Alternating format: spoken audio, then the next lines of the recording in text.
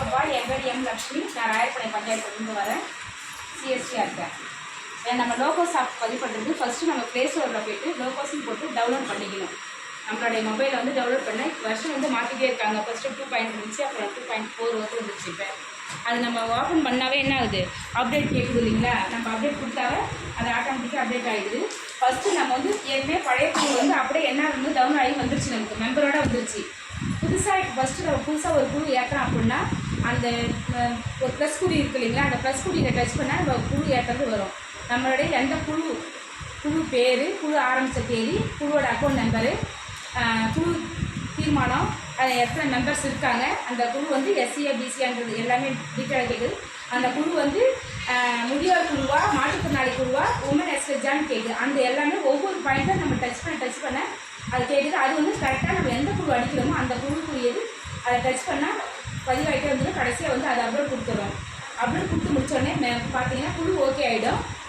மெம்பர்ஸை பார்த்தா 0ன்னு இருக்கும். அதுக்கப்புறம் மெம்பர்ஸ் நம்ம அந்த குழு வந்து ஒரு 15 உறுப்பினர் இருக்காங்கன்னா 15 பேர்த்ததும் ஒவ்வொருத்தரும் நம்ம ஓப்பன் பண்ணி அடிச்சுட்டு இருக்க முடியாது இல்லைங்களா? 15 பேர்த்தோட டேட்டா ஃபுல்லாக நம்ம கலெக்ட் பண்ணி வச்சுக்கணும். ஆதார் கார்டு ஒரிஜினல் வாங்கி வச்சுட்டு, பாஸ்புக்கு ஜெராக்ஸ் ஒரிஜினல் வாங்கி வச்சுக்கலாம், இல்லை ஜெராக்ஸ் கூட வாங்கி வச்சுக்கலாம். இப்போ நான் எங்கள் பஞ்சாயத்தில் எடுக்கிறேன்னா ஃபஸ்ட்டு ஒரிஜினல் வாங்கி ஸ்கேன் பண்ணி அப்லோட் பண்ணிட்டோம். திருப்பி வந்து அது ஒரு நாளைக்கு என்ன பண்ணுது, ஒரு டைம் ரெட்டில் வந்துடுது, இல்லை பெண்டிங் காமிக்குது.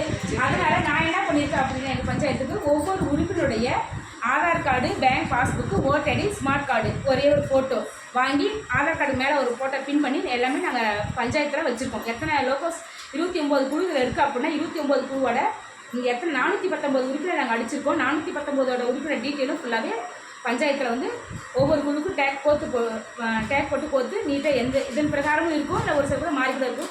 ஆஃபீஸாக வச்சுட்டோம். ஏன்னா திடீர்னு இப்போ நம்ம ஒவ்வொரு சும்மா போய் நம்ம உறுப்பிட்ட போய் ஆதார் கார்டை கொடுக்கணும். இது ஏன்னா ஆதார் கார்டு நம்ம ஃபஸ்ட்டு நம்ம லோகோஸ் பண்ணப்போ எவ்வளோ பிரச்சனை நம்ம சந்தித்தோம். அதுக்கு நம்ம லெட்டர்லாம் சார் அவங்க எழுதி கொடுத்தோம். நான் வந்து இங்கிலீஷில் எழுதி கொடுத்துருக்கேன். இந்த லோகோஸ்க்கு மட்டும்தான் இந்த இது ஆதார் கார்டை பயன்படுத்துகிறோம், வேறு எதுக்காகவும் நாங்கள் பயன்படுத்தலை. இதில் இந்த லோகோஸ் மூலிமா எந்த பிரச்சனை இருந்தாலும் நாங்கள் அதுக்கு பொறுப்பு எடுத்துக்கணும்னு சொல்லிட்டு ஒவ்வொரு குழுவுக்கும் ஒரு ஷீட் எழுதி ஜெராக்ஸ் போட்டு கொடுத்து அவங்ககிட்டையும் கையெழுத்து போட்டு வாங்கி வச்சுட்டோம். நாங்களும் கையெழுத்து போட்டு அவங்க கொடுத்துருக்கோம். 2 காப்பி எடுத்து படித்தேன். எங்கள் ஊரில் பிரச்சனை வந்ததால் ஒரு எல்லா ஊர்லேயும் பிரச்சனை வராது இல்லைங்களா? எங்கள் ஊருக்கு வந்ததால் அந்த பிரச்சனை ஆகிடுச்சு. ஏற்கனவே ஒரு பிரச்சனை சொல்ல வேண்டாம், எல்லோரும் நம்ம சகோதரி தானே அப்படின்ட்டு போய்டும். ஒவ்வொரு உறுப்பினரும் நம்ம டேட்டா அடிக்கல, நம்ம ப்ளஸ் பட்டன் அழுத்தணும் அப்படின்னா ஆட் மெம்பர்னு இருக்கு இல்லைங்களா? அது அழுத்துக்கலாம். உறுப்பினருடைய ஒரிஜினல் ஸ்கேன் ஆதார் கார்டு நம்ம ஸ்கேன் பண்ணிக்கலாம். அது வந்து ரொம்ப லேட்டாகுது, பிரச்சனை ஆகுதுன்னா ஆதார் கார்டு ஃபஸ்ட்டு அந்த இதில் நம்ம டைப் பண்ணணும். அது ஆட்டோமேட்டிக்காக நமக்கு வெரிஃபிகேஷன் வந்து எல்லாமே. அப்புறம் ஆதார் கார்டுக்கு அடுத்தது பேங்க் டீட்டெயிலு, அவங்களோட குடும்ப விவரம், அப்புறம் என்ஆர்ஜி அட்டை, இன்சூரன்ஸ் காப்பி. லாஸ்ட்டாக பார்த்தீங்கன்னா ஏற்கனவே இருக்க குழுனா என்ஆர்எம் நம்பர்னு வரும். அதில் போய் நமக்கு ஏற்ற நம்பர் அடிக்கிற மாதிரி இருக்கும். புதுசாக அடிக்கிற குழுக்கு அந்த என்ஆர்எம் நம்பர் வராது. இது எல்லாமே உறுப்பினருக்கு ஒவ்வொருத்தருக்கும் தொழில் முதற்கொண்டு என்ன செய்கிறாங்க, என்ன வயசுன்றது அது ஒவ்வொன்றா டச் பண்ண வந்துட்டு இருக்கு. நம்ம அதன் பிரகாரம் நம்ம பதிவேற்றம் செஞ்சோம். கடைசியாக வந்து என்ன ஆகுதுன்னா நம்ம அந்த குழு பதிவானாலுமே 15 பேர் அடிச்சிருப்போம். 10 பேருக்கு பச்சையில் வந்து டிக் அடிச்சிருப்போம். மீது 2 பேருக்கு ரெட்டில் இருக்கும். அந்த 2 பேர் ரெட் குறி வருது அப்படின்னா ஏதாவது ஒரு இடத்துல நம்ம தப்பு பண்ணியிருக்கான்னு அர்த்தம். அப்போ திரும்பி அவங்க ஓப்பன் பண்ணி பார்க்கக்குள்ள அந்த எந்த இடத்துல ரெட்டு காமிக்க அதை சரி பண்ணி திருப்பி அப்லோட் கொடுத்தாக்கா திருப்பி அந்த குழு திருப்பி பெண்டிங் வரும். நமக்கு வந்து சக்ஸஸ்ஃபுல் வந்துடும். அவங்களுக்கு வந்து பெண்டிங்கில் போய்ட்டு அவங்க அப்லோட் கொடுத்தாதான் நமக்கு நம்பர் ஒரு குழுவுக்கு முதல்ல ஃபஸ்ட்டு ஒரு ஐடி நம்பர் வரும். யார் கொடுக்கணும்? அவங்க சொல்கிறாங்க. நம்ம வட்டார அலுவலகத்துக்கு நமக்கு அப்லோட் கொடுப்பாங்க. திருப்பி வந்து நம்ம குழுவுக்கு ஒரு ஐடி நம்பர் வந்துடும். என்ஆர்எம் நம்பர் இல்லாமல் லோகோஸ்க்கு ஒரு ஐடி நம்பர் வந்துடுது. புதுசாக நம்ம ஏற்றின குழுவுக்கு என்ஆர்எம் நம்பர் வராது, லோகோஸ் நம்பர் குழுவுக்கு ஐடி வந்துடுது. அது இல்லாமல் ஒவ்வொரு உறுப்பினருக்கும் ஒரு நம்பர் ஐடி நம்பர் வந்துடும். இந்த நம்பர் இப்போ நான் இந்த குழுவில் இருக்கேன் அப்படின்னாக்கா ஏற்கனவே என்ஆர்எம் இருக்கிற பழைய குழுவில் வந்து நீங்கியிருப்பாங்க.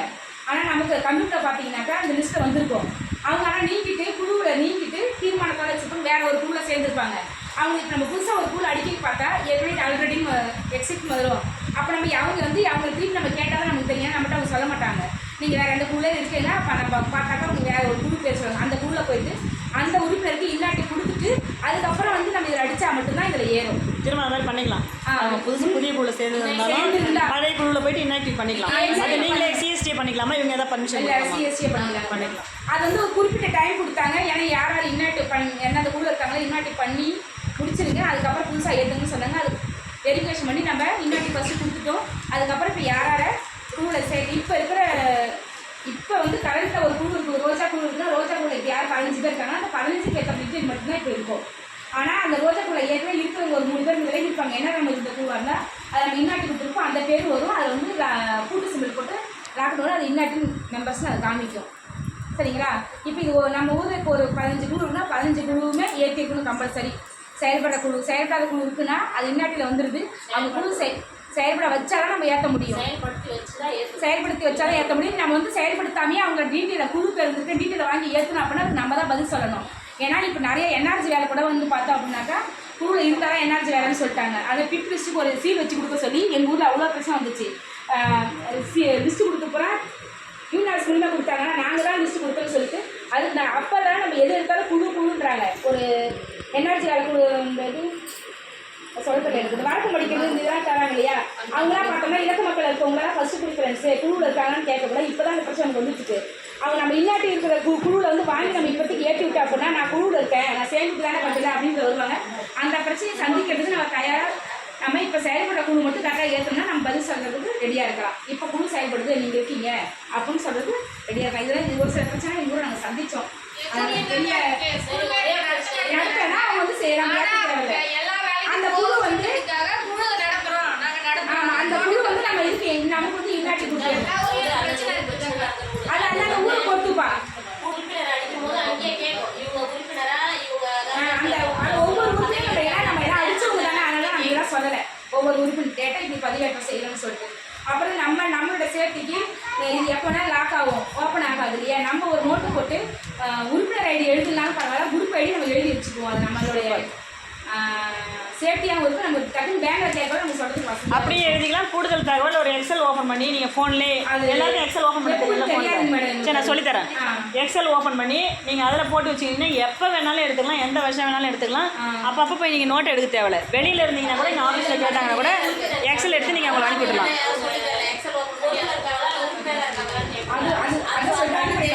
சரி, சொல்லித்தரேன். நீங்கள் சொல்லி கொடுத்துறேன். அது எனக்கு தெரிஞ்ச தகவல் சூப்பராக சொன்னீங்கம்மா. எல்லாரும் கிளாஸ் பண்ணலாமா? தேங்க்யூ. செம சூப்பர்.